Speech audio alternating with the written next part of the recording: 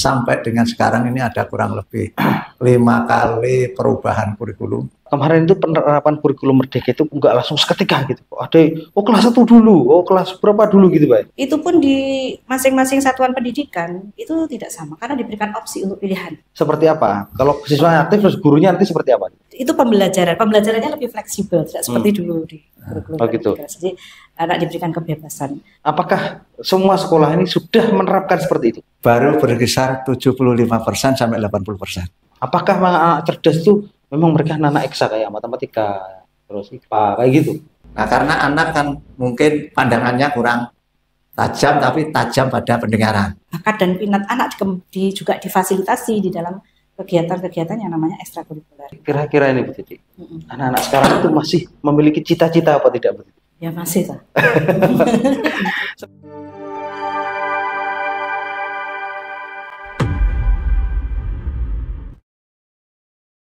Selamat datang di Radar Bojonegoro Podcast, sebuah program yang akan menginspirasi dan memberikan inspirasi kepada kita semua. Kali ini telah hadir di studio narasumber kita dari pengawas cabang dinas wilayah Bojonegoro Tuban, yaitu Pak Pamuji dan Bu Titi Murjayanti. Oke, selamat datang Pak Pamuji dan Bu Titi. Selamat datang. Nah, ini pertama kalinya Anda berdua ini datang ke studionya Radar Bojonegoro. Oh gitu Pak Pamuji. Oke, Pak Pamuji, hari ini kita akan sedikit membahas tentang kurikulum merdeka. Nah, sebelum kita membahas tentang kurikulum merdeka yang itu, mungkin kita pemirsa ini mungkin lebih ingin tahu bagaimana sih sebenarnya kurikulum di Indonesia itu sudah ada berapa kurikulum yang mungkin saat ini diterapkan di pendidikan, gitu. Karena kan ada kurikulum 13, terus kurikulum apalagi gitu Pak. Yeah. Terakhir kurikulum merdeka ini Pak. Oke, perbedaannya mungkin kurikulum yang sebelum ini dan kurikulum merdeka ini apa? Monggo Pak Pamuji. Oke, terima kasih. Berbicara tentang kurikulum memang sangat mengasihkan. Karena kurikulum merupakan panduan yang digunakan oleh sekolah dan kurikulum itu berkembang di setiap saat. Sesuai dengan kondisi di mana perkembangan zaman berada. Sehingga sampai dengan sekarang ini ada kurang lebih 5 kali perubahan kurikulum. Termasuk 75, termasuk kurikulum yang disempurnakan sampai dengan kurikulum 13. Kurikulum 13 pun juga ada yang disempurnakan dan dilanjutkan dengan kurikulum merdeka. Satuan Pendidikan KTSP. Ya. Dan berkembang lagi kurikulum operasional sekolah. Dan sampai sekarang kurikulum merdeka, dan insya Allah untuk tahun ini kurikulum merdeka dijadikan kurikulum nasional. Memang memaklumi bahwa karena kurikulum merupakan panduan dalam pelaksanaan pembelajaran, disinilah peran serta masyarakat, peran serta pemerintah dan Dewan Pendidikan untuk mengembangkan kurikulum. Sehingga dalam penyajian pembelajaran itu selalu in pada masanya. Itulah Mas sekilas tentang kurikulum. Iya. Oke, Bu Titi, mungkin ke Bu Titi. Kira-kira Bu Titi ini kurikulum 13 dan kurikulum merdeka ini penekanan perbedaannya apa? Keistimewaannya seperti apa sih sebenarnya? Perbedaannya gitu. Terima kasih. Saya menambahkan apa yang sudah disampaikan oleh senior saya Bapak Pamuji.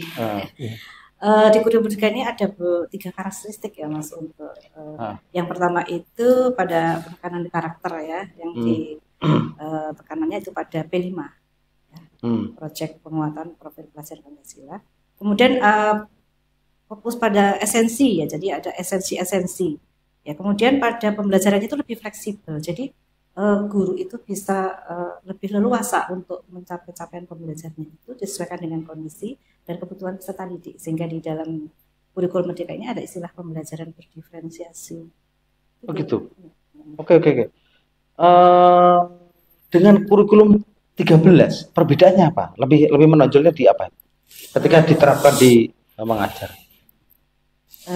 sebenarnya masing-masing kurikulum itu mempunyai segi positifnya sih Mas. Jadi untuk kurikulum 13, kemudian kurikulum Merdeka ini, kurikulum Merdeka itu bukan berarti langsung totalitas semua dirubah, itu enggak, tapi melanjutkan hal-hal yang sudah baik itu dan diperkuat lagi, karena kemarin kita setelah COVID itu ada learning loss, sehingga kita mempunyai terobosan Kabinet Indonesia Maju dengan menterinya Pak Nadiem Makarim itu membuat menyusun kurikulum Merdeka, dan itu tidak mendadak Mas, jadi sudah diawali sejak tahun 2020 sebenarnya. Gitu. Dengan adanya prototipe kurikulum, kemudian awalnya diterapkan di sekolah penggerak, kemudian di SMKPK, kemudian di tahun 2002-2003 itu mulai diberikan opsi kepada satuan pendidikan itu untuk menerapkan kurikulum itu, sehingga ada mandiri belajar, ada mandiri berubah, ada mandiri berbagi.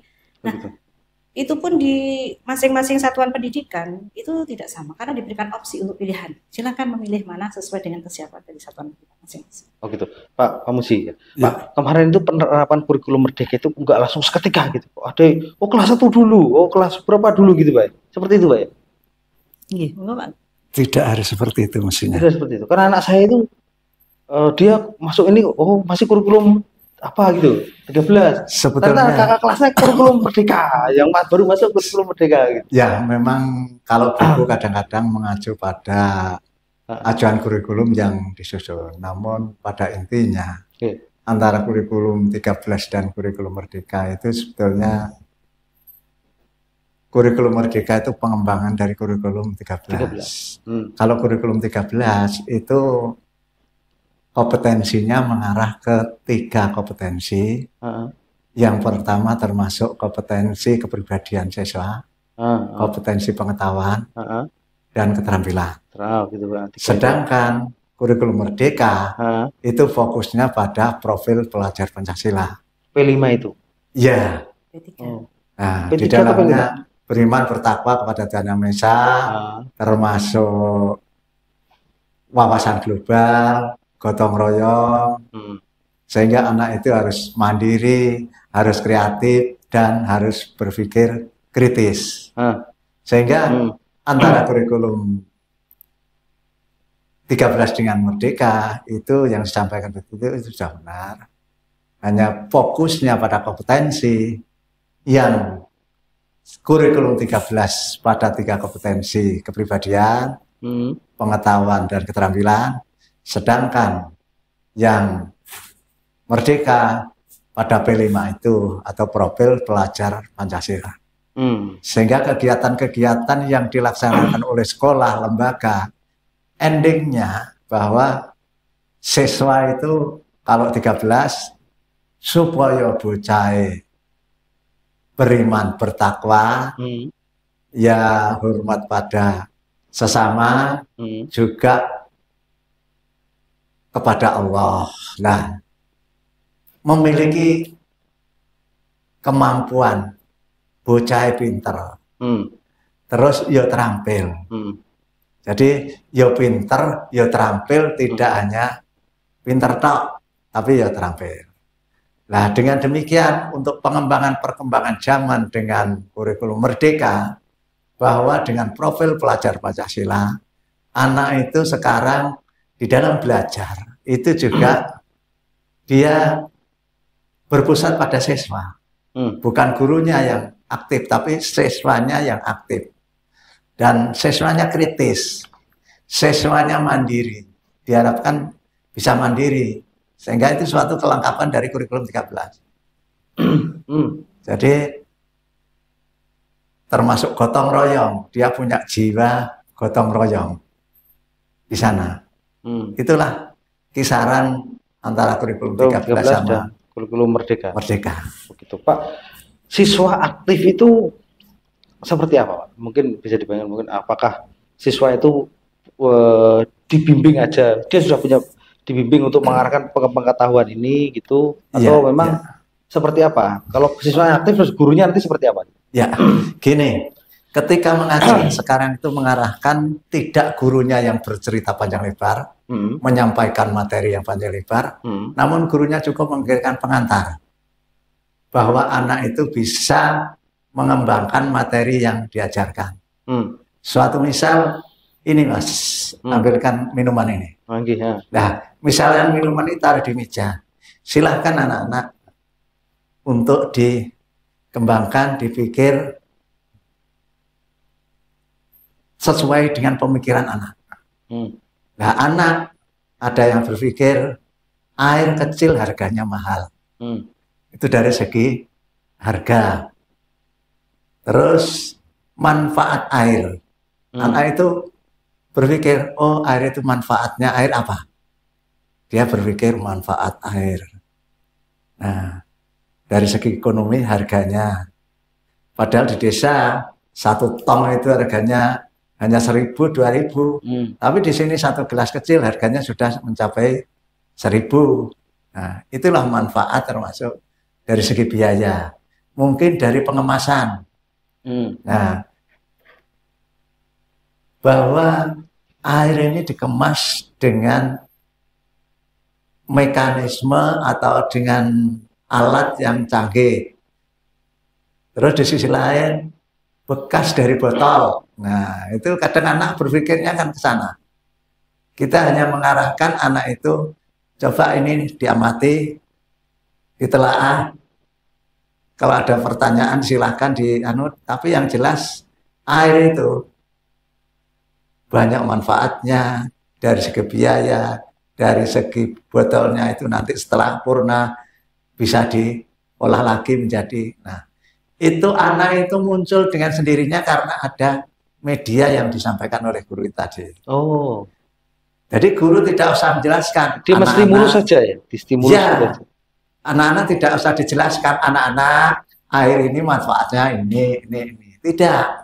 Tapi anak itu dengan dikasih media, dia akan mencari. Carilah, telaahlah, amati bagaimana itu air.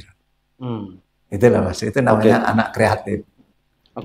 Yang aktif lah. Mungkin bisa saya tambah ya. Tadi apa yang disampaikan Pak Pan tadi sebenarnya nyambung dengan apa yang saya sampaikan, bahwa itulah sebenarnya di karakteristik di kurikulum Merdeka itu. Jadi itu pembelajarannya lebih fleksibel, tidak seperti dulu di kurikulum Merdeka. Jadi anak diberikan kebebasan. Begitu guru juga diberikan kebebasan. Itu namanya merdeka berpikir. Jadi sebelum anak-anak diberikan kemerdekaan berpikir, maka guru juga harus diberikan kemerdekaan berpikir dulu. Nah, kemudian tadi yang disampaikan oleh Pak Pam itu adalah fokus pada pengembangan karakter, di mana tadi ada pengembangan P5 itu muncul pada P3. Jadi sesuai dengan visi pendidikan Indonesia bahwa kita ingin membentuk suatu pelajar-pelajar yang berprofil pelajar Pancasila, kemudian dikuatkan di dalam P5, di dalam kurikulumnya. Oh gitu. Bu Titi, tingkat keberhasilan penerapan kurikulum 13 seperti yang disampaikan Pak Momji tadi sejauh ini seperti apa? Anak melihat air, itu sudah diterapkan. Kira-kira tingkat keberhasilan penerapan seperti apa? Pada saat mungkin, di proses pembelajaran. Nah, mungkin kita sudah melihatnya nanti seperti apa. Emang perlu disempurnakan, perlu ditekankan lagi, atau emang perlu apa? Kalau dilihat secara itu di sekolah itu ada namanya rapor pendidikan ya Pak Mai. Ya, jadi kita bisa mengukur keberhasilan suatu satuan pendidikan, nanti ada rapor pendidikan yang setiap tahun itu ada. Di situ ada indikator-indikator, diantaranya ada kualitas pembelajarannya bagaimana, nilainya naik apa tidak dengan tahun kemarin, jadi deltanya bagaimana, kemudian karakternya bagaimana dan tingkatan enggak, begitu itu di rapor pendidikan ya Mas. Jadi ada keberhasilan. Ya. Jadi tiap sekolah itu pun juga punya rapor, namanya rapor satuan pendidikan. Pak Momji, kira-kira apakah semua sekolah ini sudah menerapkan seperti itu? Menurut saya dari pengamatan kaca pengawas baru berkisar 75% sampai 80%. Oh gitu. Ya, karena masa transisi Mas. Ya. Masa transisi antara kurikulum 13 yang lama dan kurikulum yang baru. Oh gitu. Itu perlu penyesuaian karena tingkat kemampuan dari Bapak Ibu guru itu ada yang Bapak Ibu guru dari calon GTT. Oh gitu. Belum GTT Pak, dia masih ikut saja membantu. Oh gitu. Karena yang udah P3K itu. Ya, karena aturannya belum boleh mengangkat GTT. Oh gitu. Dia membantu saja. Ada seperti itu, tapi dia difungsikan dan dia melaksanakan pengajaran. Terus ada yang GTT, kemampuan GTT. Setelah itu ada yang P3K sekarang. Nah, mungkin tingkat kemampuan berbeda, bervariasi itu tadilah. Sehingga pada pelaksanaan kegiatan kurikulum penerapannya, ya menurut kami 80% itu sudah bagus Mas. Dari pengamatan kacamata pengawas seperti itu. Penerapan kurikulum keberhasilannya mungkin bisa saat ini mungkin masih sekitar itu, Pak. Ya, contoh kecil, Mas. Pengawas itu ya memang ya harus awas. Ketika mengamati, mengadakan observasi di sekolah, ketika melihat ruangan antara kurikulum lama dan kurikulum sekarang, melihat penempatan duduknya anak saja sudah kelihatan. Seperti apa, Pak? Nah, bukannya sama aja? Iya, enggak sama. Jadi pengawas itu lewat di ruang kelas tanpa masuk kelas. Oh, ini masih belum menerapkan. Apa duduknya itu ada perbedaan antara kurikulum lama? Karena yang dulu duduknya berpusat pada guru. Kalau sekarang? Kalau sekarang duduknya ya mungkin seperti ini. Beberapa. Jadi dia bisa komunikasi antar siswa dengan siswa. Apa bentuk meja kotak bundar gitu? Tidak perlu ya, meja itu dimanfaatkan, yang ada itu dimanfaatkan, tapi bentuknya tidak harus seperti yang dulu. Semua siswa berarah ke guru, tapi siswa bisa komunikasi dengan siswa. Guru tinggal mengamati, Pak. Mana siswa yang memiliki karakter kerjasama bagus, mana yang anak istilahnya kritis, itu guru sudah tinggal menceklis apa yang dilakukan anak. Oh, anak ini aktif, anak ini kurang aktif. Itu guru tinggal mengamati. Setelah itu dipresentasikan hasil diskusi itulah. Jadi kalau tempatnya fokus, wes ketok ini belum menerapkan kurikulum yang baru. Oke. Kurikulum Merdeka ini menilai kecerdasan anak itu seperti apa? Apakah anak cerdas itu memang mereka anak eksa kayak matematika, terus IPA kayak gitu? Ya, menurut kami tidak seperti itu, Mas. Ini seperti apa? Paradigma seperti apa? Hai, kamu kehilangan STNK? Tak perlu khawatir, langsung saja menuju kantor Radar Bojonegoro. Nah, sampaikan ke petugas jika ingin pasang iklan STNK hilang. Biaya pasang iklan STNK hilang cuma Rp68.000 saja. Menurut kami, anak cerdas itu ya pintar, ya cerdas, ya terampil, dalam arti dia itu karena kemampuan anak berbeda-beda. Sekarang dalam pelaksanaan pembelajaran saja, guru menggunakan sistem berdiferensiasi. Jadi materi yang disamakan, apa yang disampaikan, itu harus bisa dibaca, harus bisa didengar, harus bisa dilihat. Minimal itu. Jangan sampai hanya bisa didengarkan saja. Nah, karena anak kan mungkin pandangannya kurang tajam, tapi tajam pada pendengaran. Tapi mungkin dia tidak tajam dalam pendengaran, tapi tajam dalam penglihatan. Makanya berdiferensiasi itu sekarang sistem pembelajaran begitu, Mas. Jadi disesuaikan kondisi dengan siswa. Kalau dikatakan anak cerdas, anak pandai, itu memang secara kumulatif ya tidak diukur dari materi akademis saja. Karena ada yang pandai akademis, tapi di bidang lain dia tidak bisa olahraga. Ya, tidak bisa olahraga. Pandai olahraga, tapi akademis tidak bisa. Begitu. Nah, keberhasilan seseorang tentunya bisa memanfaatkan otak kanan dan otak kiri. Sehingga dia juga mengenal seni, juga mengenal matematika, gitu loh, Pak. Oke. Menarik, jadi di situ. Bu Titi, kira-kira ini Bu Titi, anak-anak sekarang itu masih memiliki cita-cita apa tidak, Bu Titi? Ya masih, Pak. Seperti apa, Bu Titi? Kira-kira untuk ini kan gini, kecerdasan itu kan kadang juga kalau menurut saat ini kan kadang ada yang cerdas tapi juga tidak sukses, ada yang nggak cerdas tapi sukses kan gitu. Menurut Anda seperti apa kalau pendidikan yang seperti itu? Mempunyai cita-cita karena kita di kurikulum Merdeka ini juga anak-anak kalau kita sama melakukan pembelajaran ya mulai di kelas 10 itu ada yang namanya asesmen diagnostik. Jadi anak-anak sudah diberikan asesmen dulu. Jadi dia kira-kira kemana, dia pengen pilih apa, itu ada di situ. Ada di situ. Jadi sehingga nanti begitu dia masuk di pembelajaran, misalnya kalau dia ingin menjadi seorang ahli hukum ya, maka dia akan mengambil mata pelajaran ini sudah ada, itu nanti diarahkan oleh sekolah, ada angketnya, ada kuesionernya untuk anak-anak. Jadi dia mau kemana itu sudah. Kalau ingin masuk di kedokteran, ya dia nanti akan memilih mata pelajaran yang sesuai dengan di bidang kedokteran. Jadi sudah dikawal justru sejak awal. Sejak awal kelas 10 sudah dikawal itu. Itu Mas itu. Jadi tetap mempunyai cita-cita. Jadi dan imbang antara karakter dan itu imbang antara karakter dan intelektual itu. Jadi karena pengembangan karakternya itu ada di kokurikuler tadi yang sebagai penguatan dari intra itu namanya kokurikuler, yang dimana diberikan yang namanya P5.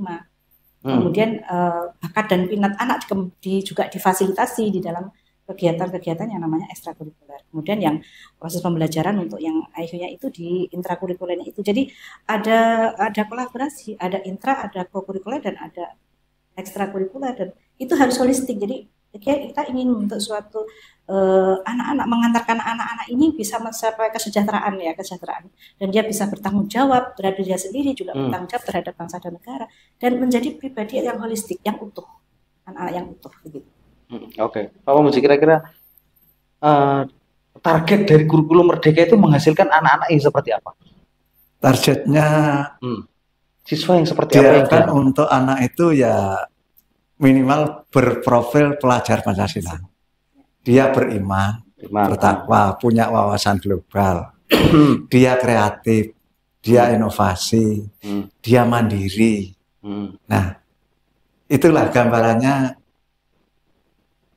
yang diharapkan dari guru itu.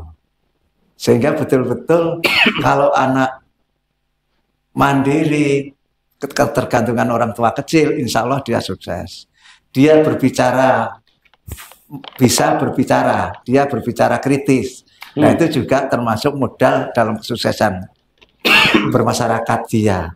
Sehingga harapannya ya memang sangat bagus sekali untuk menerapkan kurikulum Merdeka yang di dalamnya fokus pada profil pelajar Pancasila. Sehingga anak-anak betul disiapkan untuk hidup sukses. Baik di luar negeri, baik di dalam negeri, dengan kesendirian maupun dengan kelompok. Karena di situ ada gotong royong tadi. Dia bisa hidup sendiri, bisa hidup berkelompok, tidak hanya sendiri. Contoh misalnya, dia pintar matematika, memang pekerjaan matematika. Lah, hidup bermasyarakat kan tidak hanya cukup matematika. Cukup butuh komunikasi. Gitu loh, Pak. Jadi butuh rasa kebersamaan, gotong royong di sana. Nah, ini yang kadang-kalanya terkendala pada anak yang dia punya IQ yang sangat tinggi tentang juara matematika nasional, mungkin internasional. Akhirnya hanya itu aja. Setelah dia, ya memang bisanya hanya itu. Ke masyarakat, kalah yang memiliki dia juga matematika sedang-sedang saja, tapi yang lainnya juga sedang-sedang saja, tapi semuanya dikuasai dia. Itulah yang sukses anak-anak itu. Oke, bisa ditambahkan Ibu Siti.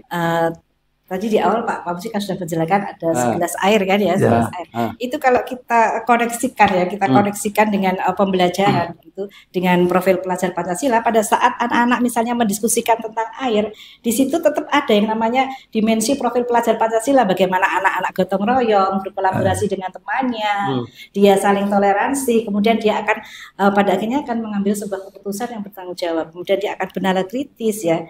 Dia akan mencari jawaban-jawaban alternatif, berdiskusi dengan teman-temannya. Itu sebenarnya di situ ada dimensi profil pelajar Pancasilanya. Itu berarti di dimensi profil pelajar Pancasila dimasukkan ke dalam mata pelajaran yang namanya intrakurikuler.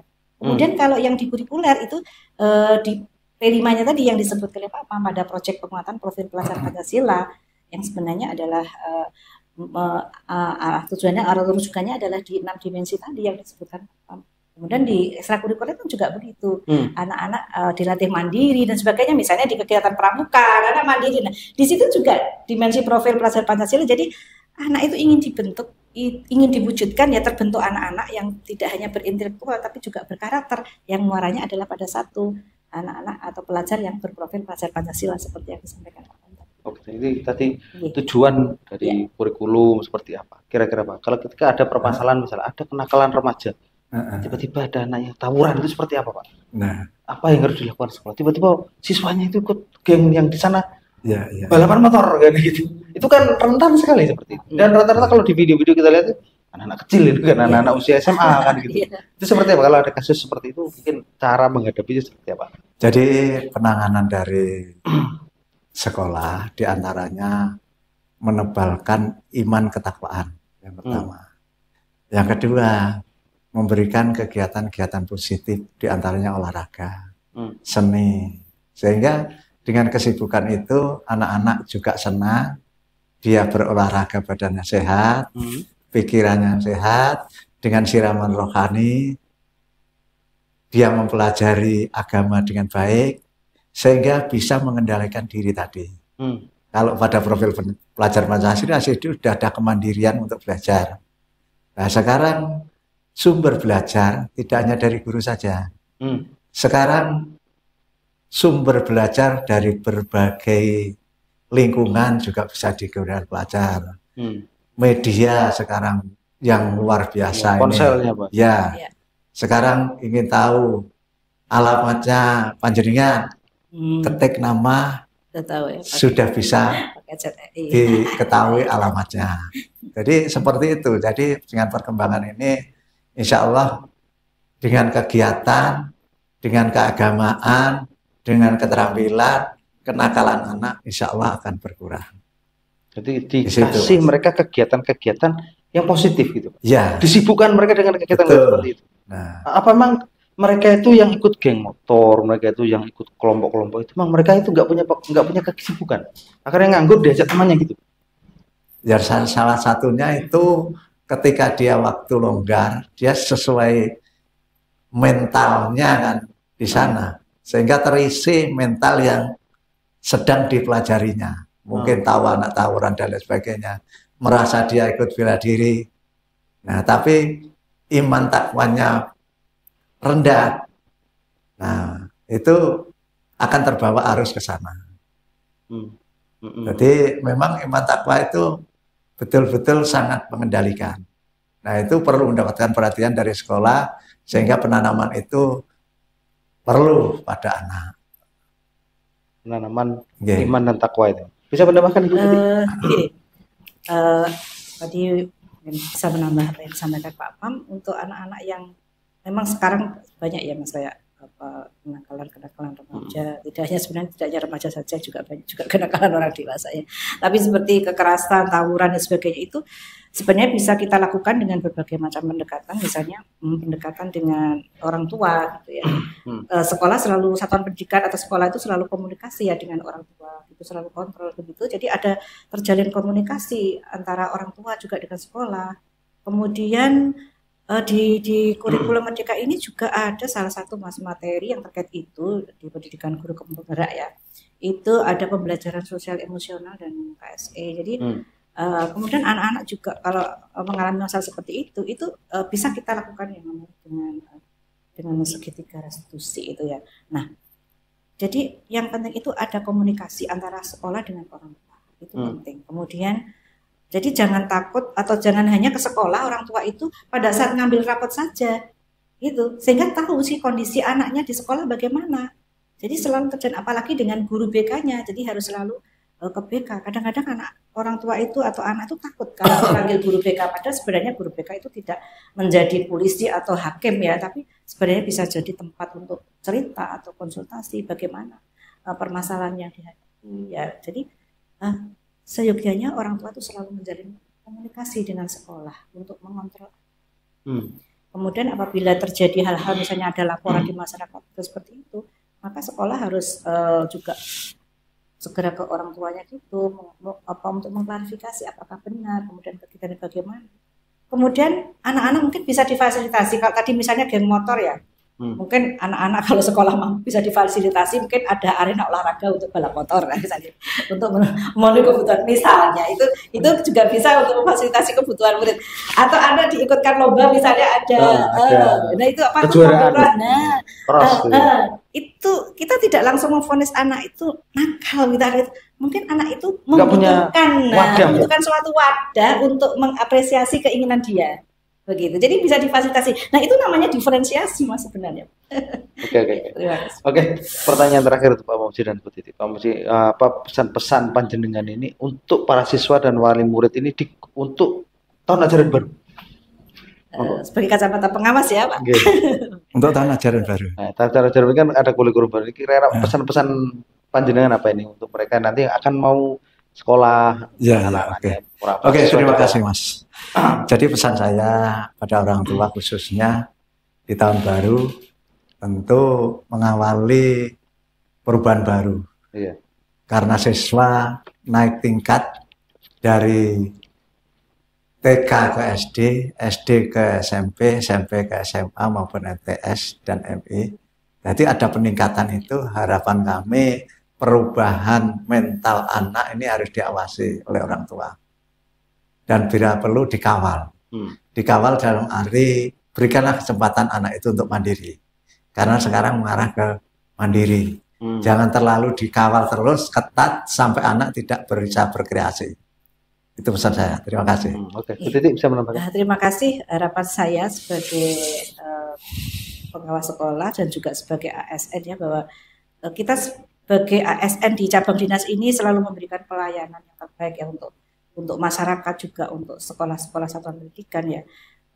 Bahkan sampai di Cabdin Bojonegoro ini membuat suatu inovasi, Mas, inovasi untuk pelayanan situs resmi ya, yang kemarin di launching oleh Pak Cabdin kita, Bapak Idet Rahman MPD, tanggal 24 Maret ya 2024 itu. Jadi di situ nanti kita bisa menyampaikan sesuatu yang terkait dengan hal-hal yang terjadi di sekolah, permasalahan peserta didik itu di situs webnya yang sudah resmi dipunyai oleh Cabdin. Jadi harapan kami sebagai menghimbau kepada warga masyarakat atau orang tua, apabila terjadi sesuatu, marilah kita komunikasikan dengan baik dengan pihak sekolah atau pihak-pihak Cabdin. Kemudian untuk orang tua sendiri terhadap pribadi anaknya itu tolong diperhatikan begitu ya, dengan siapa dia bergaul.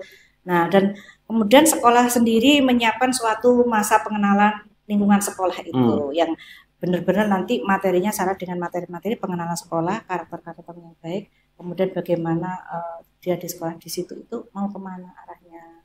Jadi itu perlu diberikan masa pengenalan lingkungan sekolah, dan orang tua sebaiknya datang ke sekolah untuk mengantarkan putra-putrinya biar juga tahu bagaimana kondisi sekolah itu.